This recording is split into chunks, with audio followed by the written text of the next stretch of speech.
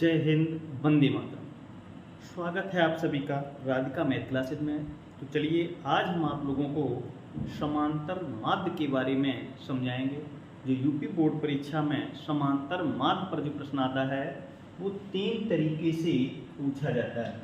जो पहला है उसमें कहा जाता है प्रत्यक्ष विधि। जो पहला तरीका है उसमें कह देते हैं कि प्रत्यक्ष विधि से ज्ञात कीजिए, यस। जो दूसरा है कभी कभी कल्पित माध्य विधि से भी पूछ देते हैं और कभी कभी पग विचलन या पद विचलन से भी पूछ देते हैं। तो जो ये पहला वीडियो होगा ये हम प्रत्यक्ष विधि से समझाएंगे और इसके नेक्स्ट जो अगला वीडियो होगा उसमें कल्पित माध्य से समझाएंगे। उसके बाद जो नेक्स्ट होगा उसमें पग विचलन या पद विचलन वाला समझाएंगे। देखिए इसमें जो पदों की संख्या है number 1, number 2, number 3, number 4, number 5 यानी कि विषम है। एक हम ऐसा भी प्रश्न लेंगे जिसमें पदों की संख्या सम हो, तो सम के लिए अलग प्रोसीजर है, विषम के लिए अलग प्रोसीजर है। लेकिन प्रत्यक्ष विधि में चाहे सम हो या विषम हो इससे कोई इफेक्ट नहीं पड़ता है। फिर बोले गुरुजी पड़ता कहाँ पे है?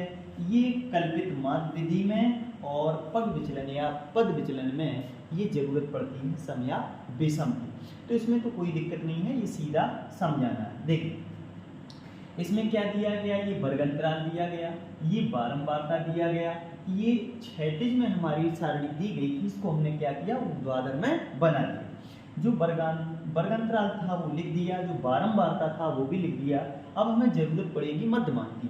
तो मध्यमान कैसे निकालते हैं? जो बारंबारता में बाईं ओर लिखा होता है वो होता है निम्न सीमा, जो दाईं ओर लिखा होता है वो होता है उच्च सीमा, और जो मध्यमान आता है वो निम्न सीमा धन उच्च सीमा बटा 2, यानी कि दोनों को जोड़ के 2 का भाग दे दिया जाए तो हमारा मध्यमान निकल आता है। जैसे 120 में 130 जोड़ेंगे, देखो 120 में 130 जोड़ेंगे तो कितना हो जाएगा? 3 2 5 250 हो जाएगा। अब 250 में यदि हम 2 का भाग लगाएंगे तो 125 आ जाएगा। तो देखो मध्यमान निकाल लिया, कितना आया?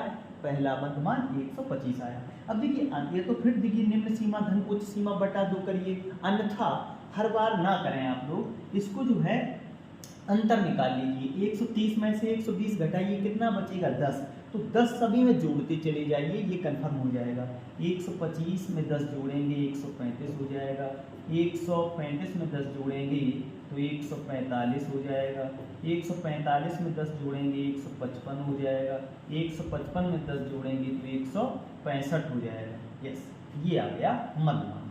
अब देखिए मध्यमान को हम x से डिनोट करते हैं, बारंबारता को हम f से डिनोट करते हैं। ये क्या लिखा? f गुणा x, अर्थात fx का गुणा किया जाता है। तो गुणा कर लीजिए, 2 पंचे 10 हो जाएगा, 2 दूना 4 1 5 हो जाएगा और 2 एकन 2 हो जाएगा। यस, आगे बढ़िए। 8 पंच 40 हो जाएगा, 8 या 24, 24 और 4 28 हो जाएगा, और 8 एकन 8 2 10 हो जाएगा।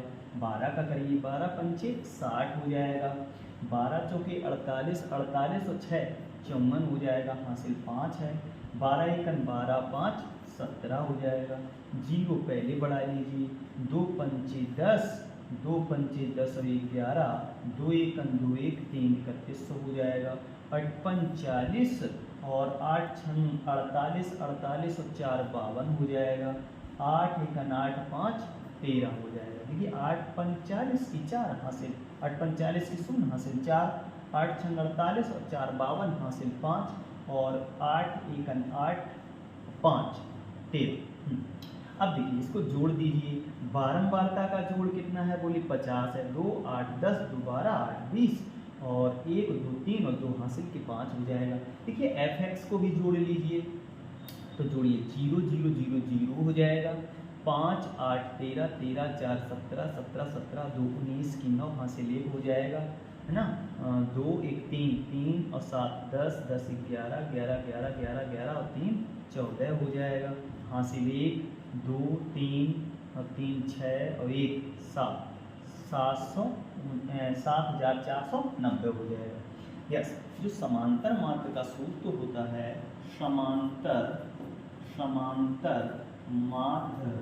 समांतर माध्य यानी कि इसको x बार से डिनोट करते हैं। सूत्र क्या होता है? सिग्मा एफ गुणे एक्स बटे सिग्मा एफ होता है।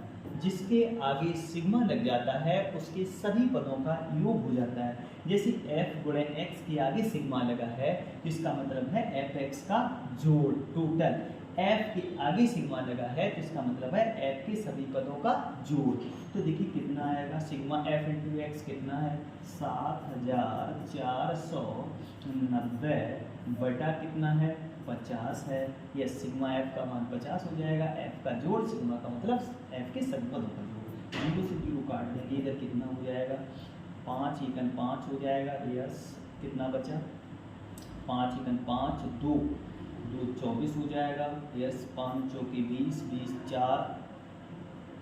4 यानी कि 5 एकन 5 2 बचा 24 हो जाएगा। तो 5 चौके 20 4 बचा 5 निम 45 और 4 बचा 5 अट्ठे 40 यानी कि 149.8 यही हमारा आंसर हो जाएगा। अगर सवाल समझ में आया है तो चैनल को सब्सक्राइब करिए, वीडियो को लाइक करिए एंड शेयर करिए।